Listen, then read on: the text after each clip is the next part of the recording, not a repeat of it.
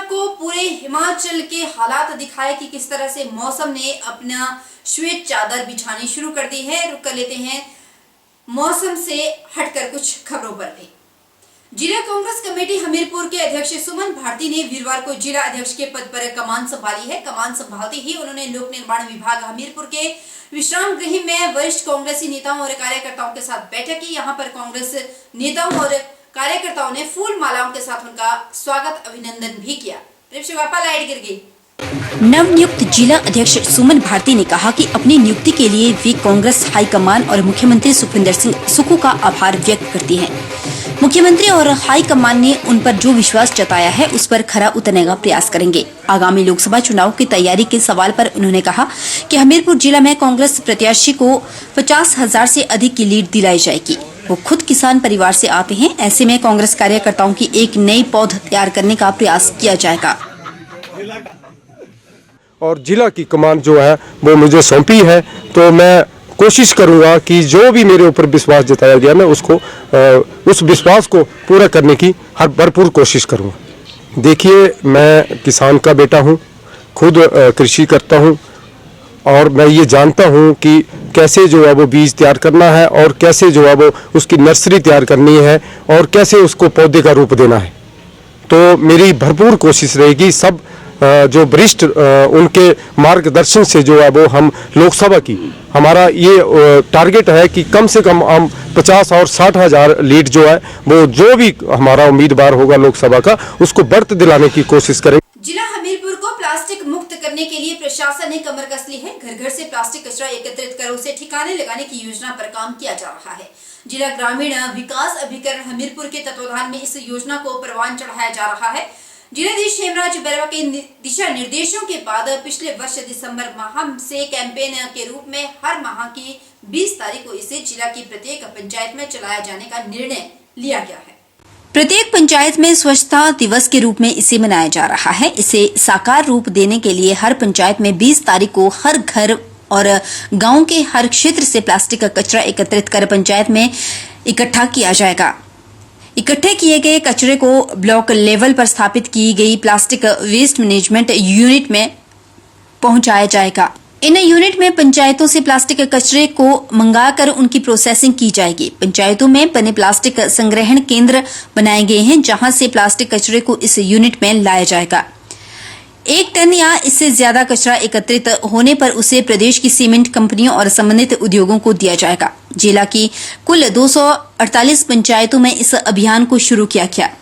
उपायुक्त हेमराज बैरवा ने बताया कि जिला हमीरपुर के 6 विकास खंडों में टौणी देवी, समीरपुर, सुजानपुर, पनोह, भोरंज और पपला, हमीरपुर के दड़ूही, नादौन के कल्लूर और बिछड़ी के धंगोटा में इन यूनिटों को स्थापित किया गया है।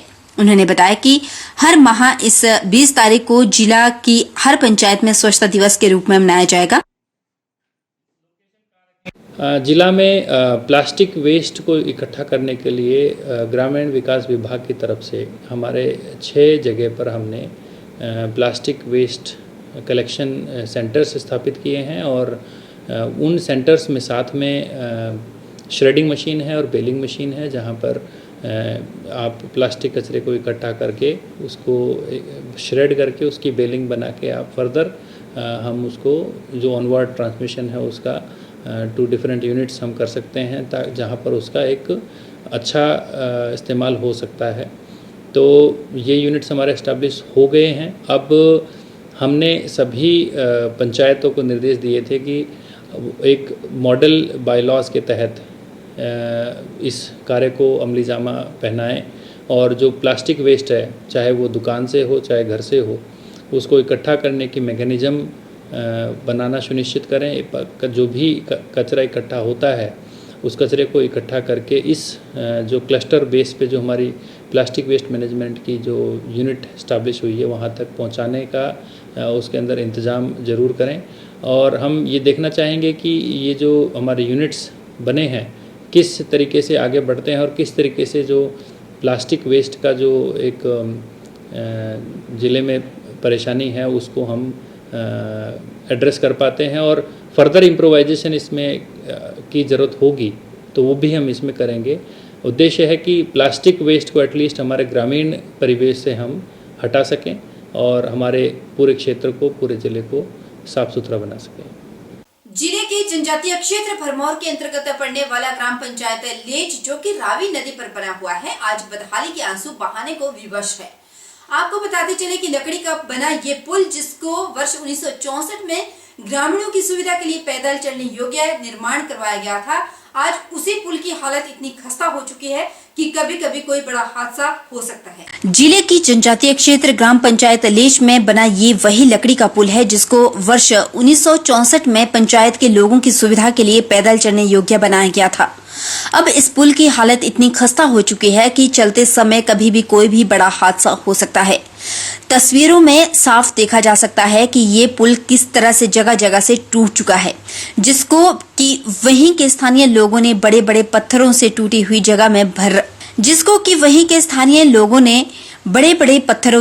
हुई जगह को भरा हुआ है।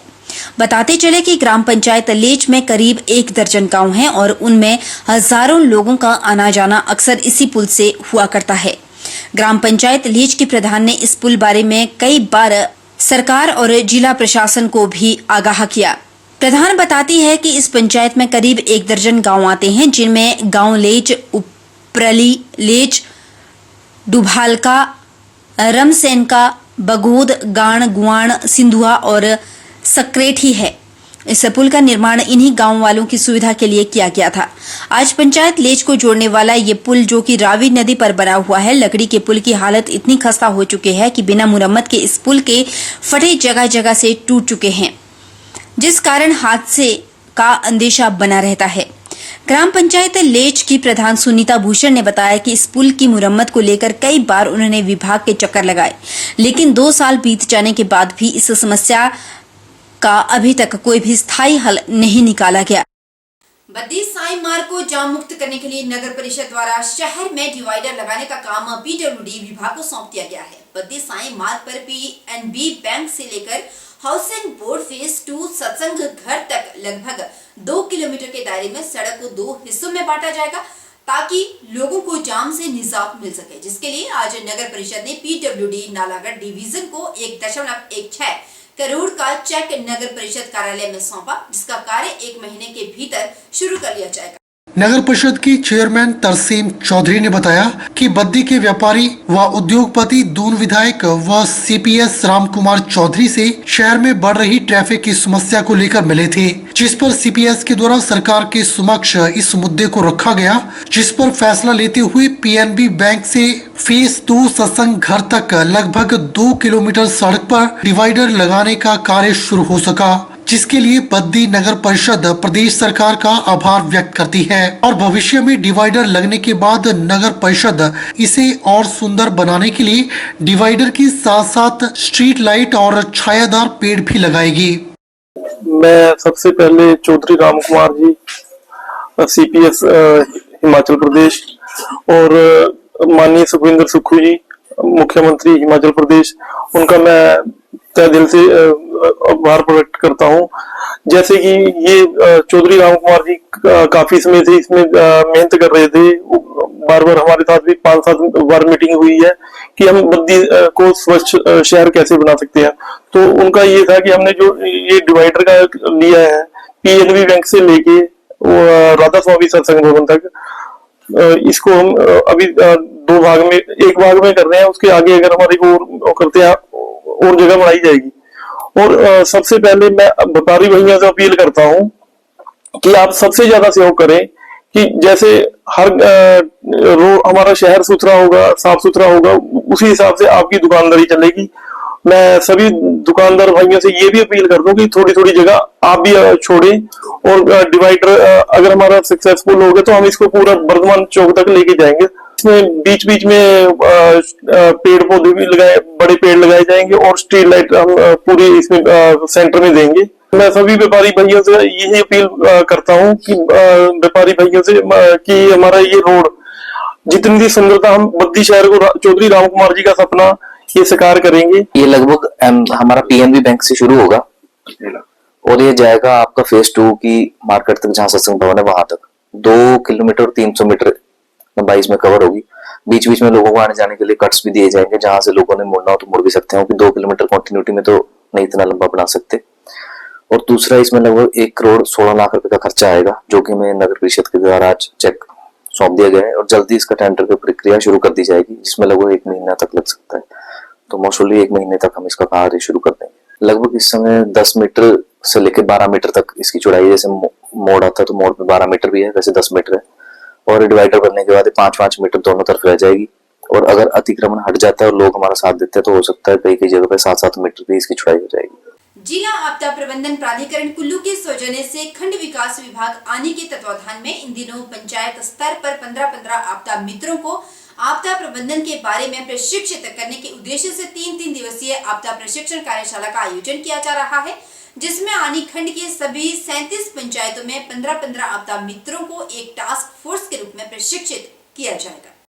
आनी की समिति सभागार में आयोजित इस प्रशिक्षण कार्यशाला के दूसरे चरण में गुरुवार को खंड की बटाला और बहना पंचायत के 30 आपदा मित्रों को यह प्रशिक्षण प्रदान किया जा रहा है, जिसके तहत 3 दिवसीय प्रशिक्षण के दूसरे दिन गृह रक्षा वाहिनी जिला कुल्लू बटालियन के कंपनी आपदा के मास्टर ट्रेनर कंपनी कमांडर कमल भंडारी ने उपस्थित आपदा मित्रों को आपदा से निपटने का बेसिक प्रशिक्षण प्रदान किया और उन्हें आपदा उपकरणों की विस्तृत जानकारी के साथ साथ आपदा के समय इनके प्रयोग का व्यवहारिक प्रशिक्षण भी प्रदान किया।